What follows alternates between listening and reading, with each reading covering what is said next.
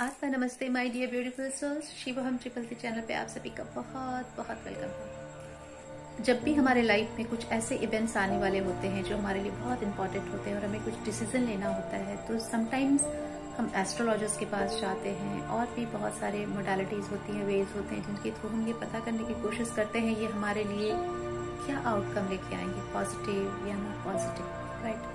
तो यहाँ पे आज हम ये डिस्कस करेंगे कि हम बहुत बार हमारे अंदर से खुद इस क्वेश्चन का आंसर आता है बट हम इग्नोर कर देते हैं उसको, क्योंकि हमें उसे परखना नहीं आता, उसे समझना नहीं आता।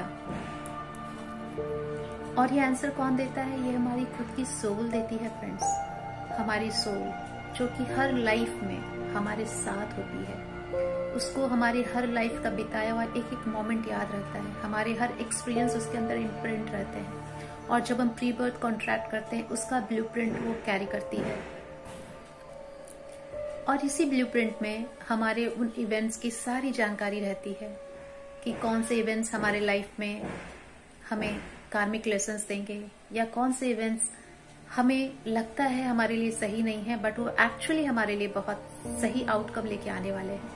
सोल को सब पता होता है और सोल ही होती है जो क्रेविंग करती है अपनी इवैल्यूएशन के लिए, और वो बहुत ज्यादा परेशान भी होती है अपने कार्मिक लेसन्स को लेके। क्या हमने कभी भी लाइफ में जब हमारे जीवन में एक बहुत इंपॉर्टेंट मोड़ आने वाला होता है, कह सकते हैं क्रॉस रोड आने वाला होता है, तो बहुत अंदर से एक डिफरेंट टाइप की पीड़ा, दर्द, क्राइम फील हुई है, जहाँ पे हम सबके बीच में हैं फिर भी हमारा हृदय रोता है।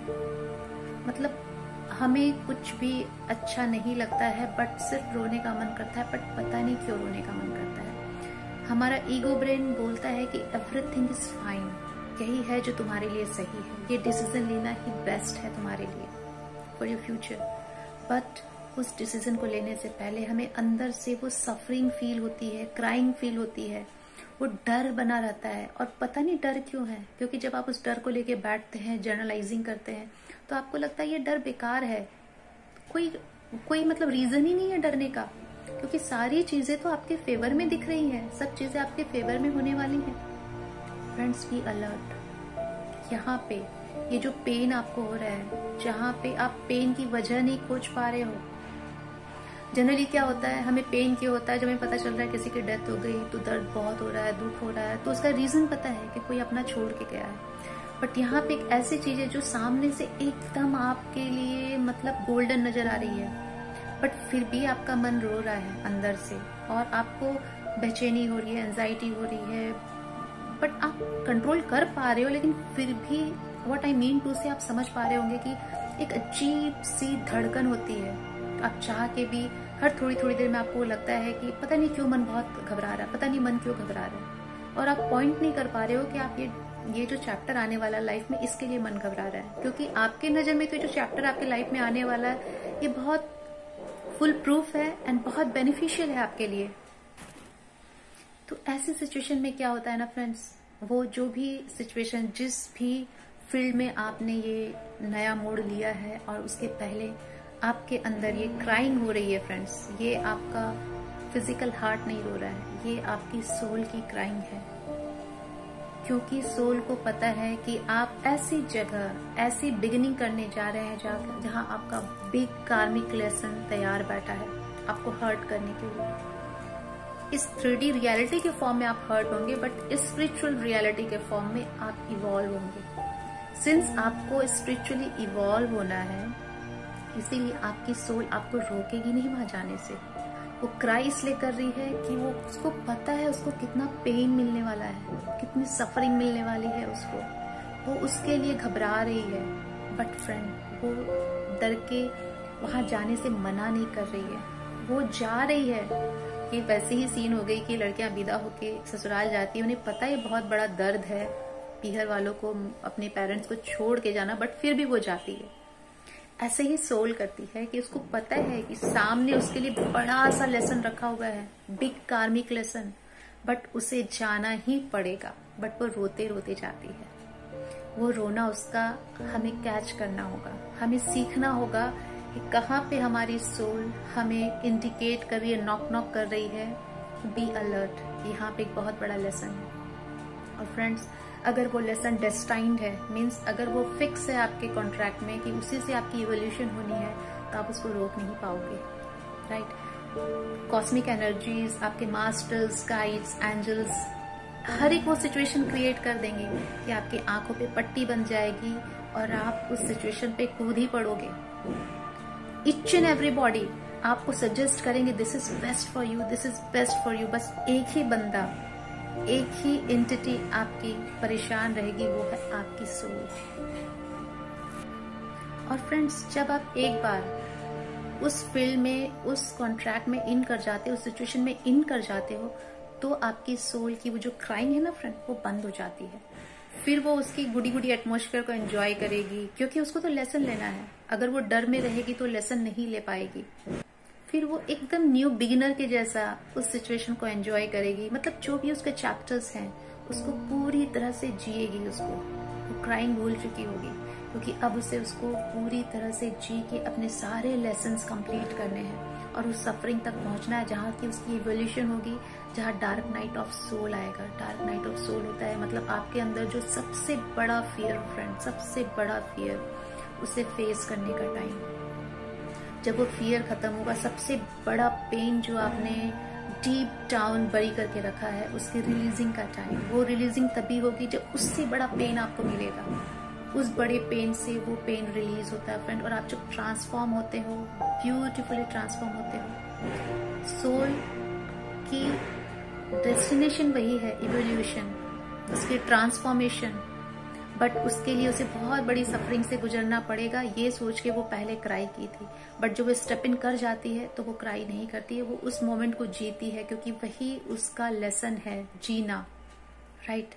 तो जैसे एग्जाम्पल के साथ मैं इसे बता सकती हूँ, प्रैक्टिकल एग्जाम्पल के साथ, जो मैंने खुद में भी एक्सपीरियंस किया है और आसपास के बहुत सारे लोगों में देखा है। बहुत अच्छी फ्रेंड है, वो हमेशा ही बाहर रहती है और बाहर जॉब करती है। बट एक बार उसे जब अपने मदर प्लेस आने का चांस मिल रहा था, ऐसे वो रेगुलर आती है, बट एक बार जब वो आ रही थी, बहुत पुरानी बात है, जब वो आ रही थी तो मुझे कॉल करके उसने मुझसे कहा कि पता नहीं इस बार मेरा मन बहुत घबरा रहा है, बहुत डर लग रहा है, अजीब अजीब सी फीलिंग आ रही है और मैं समझ नहीं पा रही मेरे साथ क्या हो रहा है। कुछ भी काम कर रही हूँ तो ऐसे लग रहा है अनजाना सा डर, अनजाना से फीलिंग एंड एक डिफरेंट क्राइंग अंदर चल रही है, बट मैं समझ नहीं पा रही हूँ। मैं अपने आप को कितना भी किसी चीज में इन्वॉल्व करने की कोशिश कर रही हूँ, ले दे के उधर ही दिमाग चला जा रहा है और समझ नहीं पा रही क्यों हो रहा है।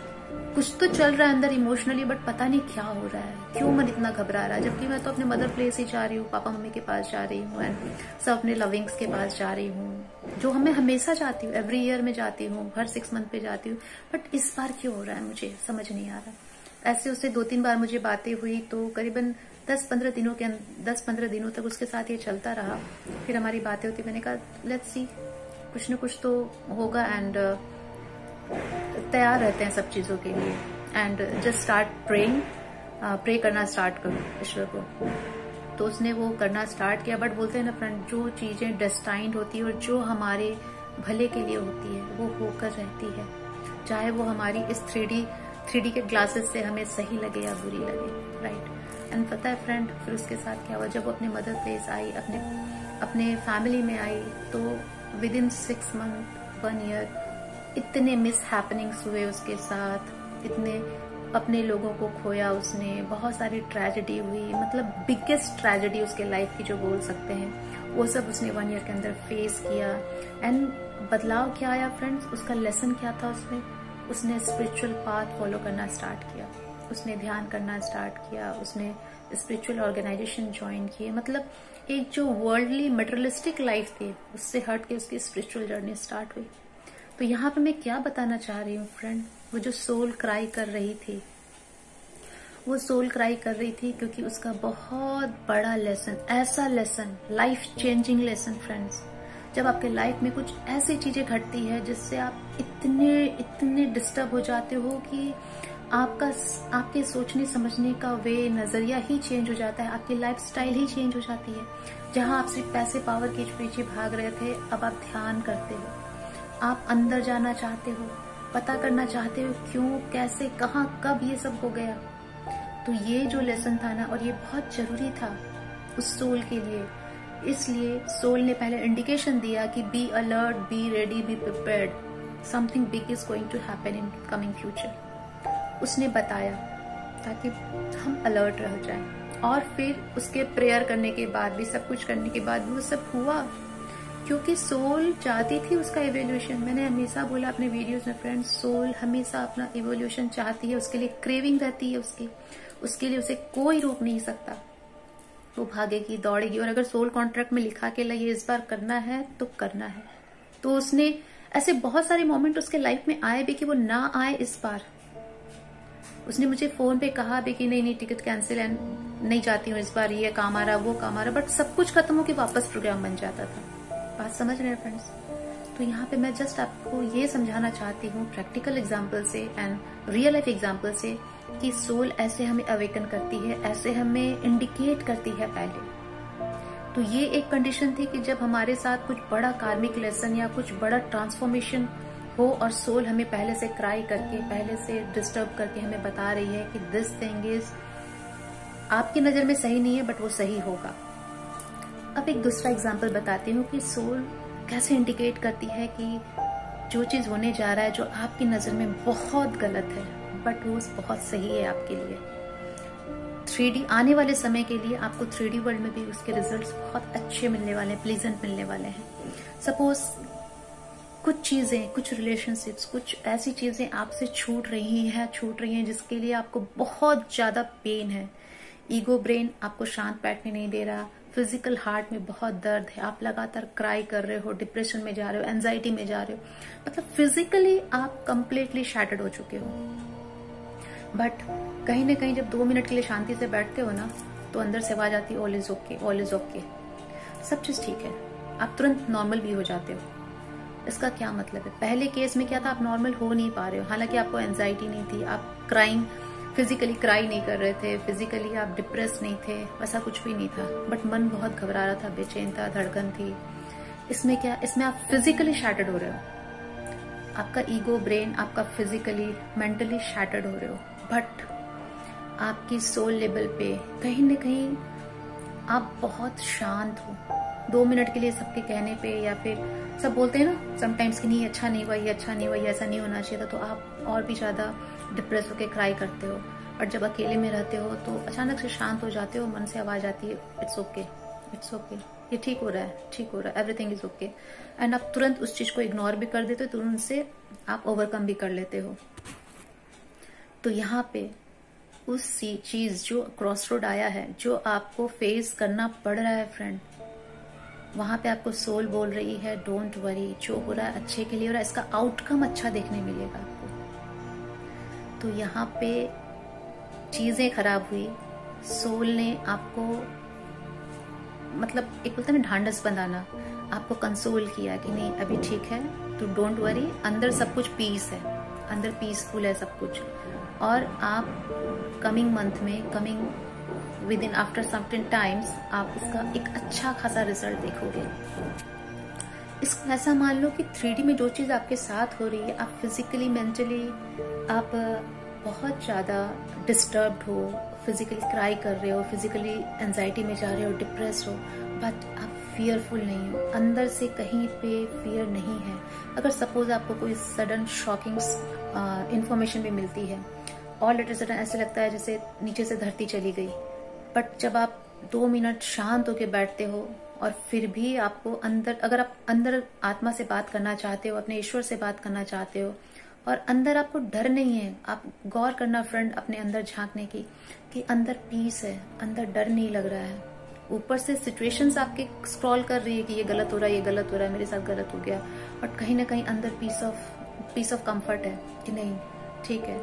दैट मीन्स ये चीजें आपके लिए बहुत जरूरी थी, और ये पॉजिटिवली 3D वर्ल्ड में भी आपको बहुत अच्छा इफेक्ट देखने में मिलेगा कुछ दिनों के बाद। फ्रेंड्स, 2 ही तरीका हुआ, एक तो सोल क्राई करती है, बहुत क्राई करती है, वो क्राई तभी करती है जब कुछ चीजें आपको छोड़ के हमेशा के लिए चली जाती है, जिसका लॉस आपको पूरे लाइफ रहता है, तब वो क्राई करती है। बट अल्टीमेटली तो वो लेसन था और उसका कुछ ना कुछ गिफ्ट आपको मिलेगा।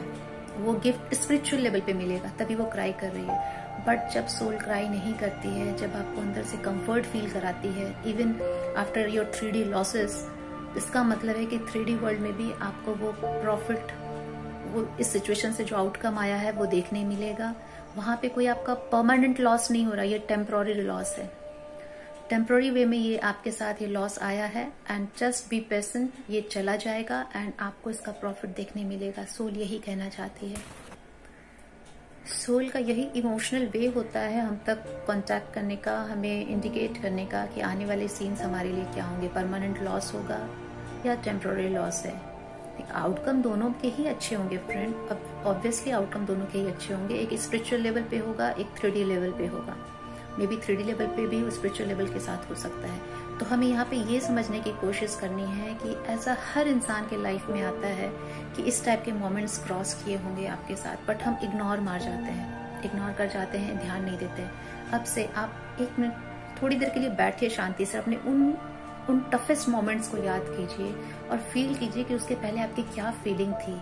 अगर आपकी फीलिंग थी तो उसको कोरिलेट कीजिए उस इवेंट्स के साथ फ्रेंड। अगर आप इवेंट के साथ कोरिलेट करके अपना एक पोर्टफोलियो तैयार कर लेंगे कि ओके, मुझे जब इस टाइप का इवेंट क्रॉस करना पड़ा था, सिचुएशन क्रॉस करनी पड़ी थी, तो मेरी ये फीलिंग ये थी, तो आप समझ जाएंगे कि नेक्स्ट जब भी ऐसा कुछ होता है तो आपको पता चल जाएगा कि मेरा ये इवेंट जो मैं ले रहा हूँ स्टेप्स, वो मुझे क्या देना चाह रहा है, क्या लेना चाह रहा है।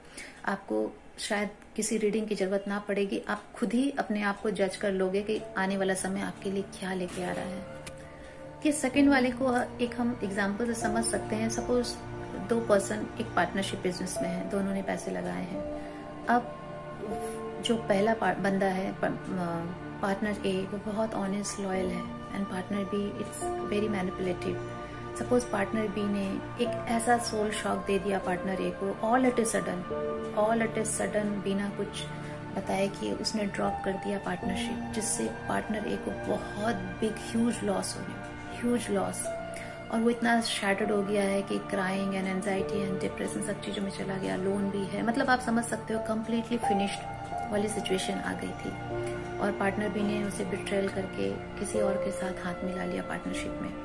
तो यहाँ पे पार्टनर ए के साथ सोल लेवल पे यही सब हुआ कि वो क्राई तो कर रहा है बट अंदर से कहीं पीस ऑफ कंफर्ट है।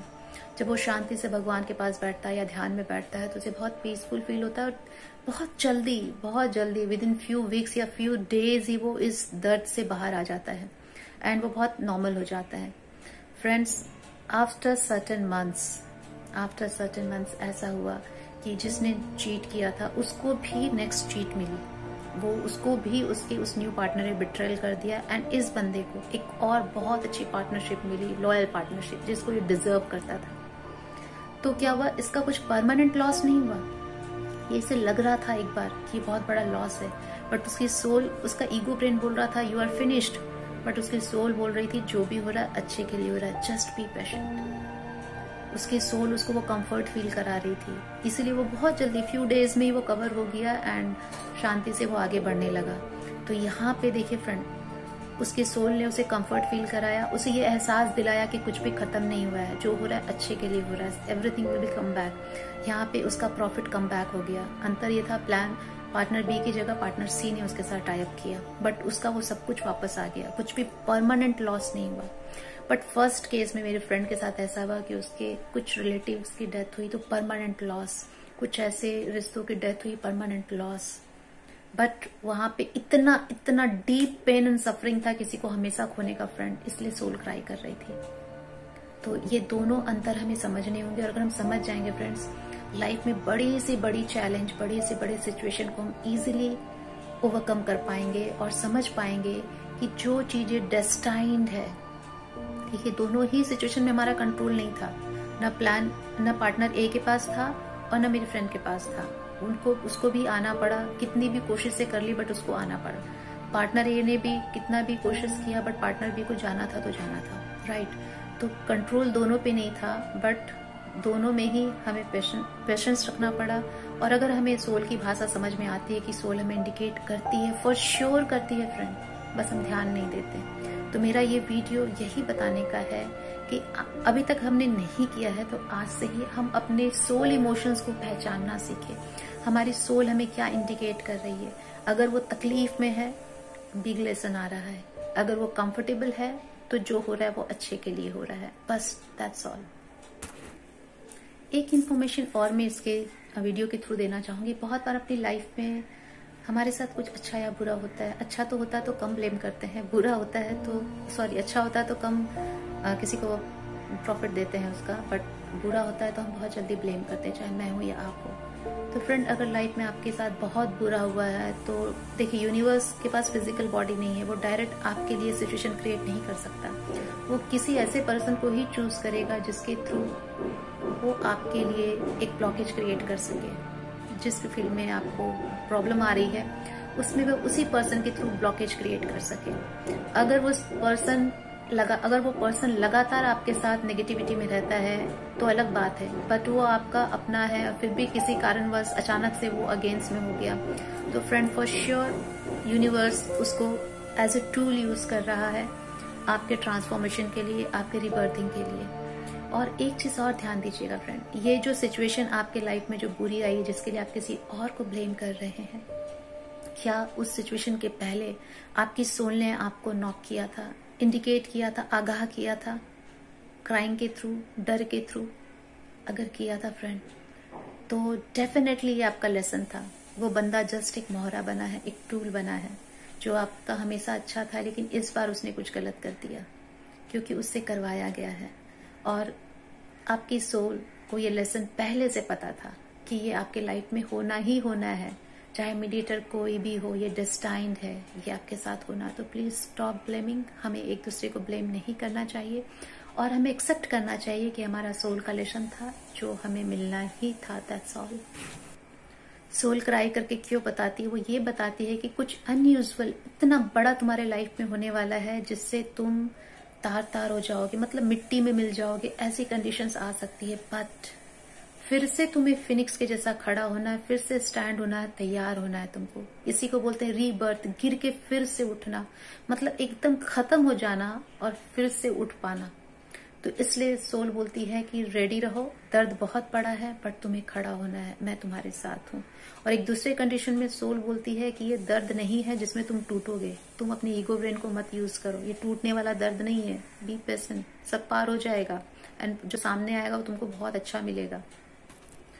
तो मेन नटशेल इस वीडियो का यही है कि अगर हम सोल की पेन, सोल की क्राइंग, सोल का कंफर्ट लेवल की नॉकिंग अगर पहचानना हम सीख जाए फ्रेंड, तो हमारे इस 3D वर्ल्ड में हमें जीना बहुत आसान हो जाएगा। इजीली हम स्टेप इन कर पाएंगे नए सिचुएशंस में और पास्ट को भूल के प्रेजेंट में रह पाएंगे और बहुत अच्छे से सारी चीजों का डिसीजन ले पाएंगे हम।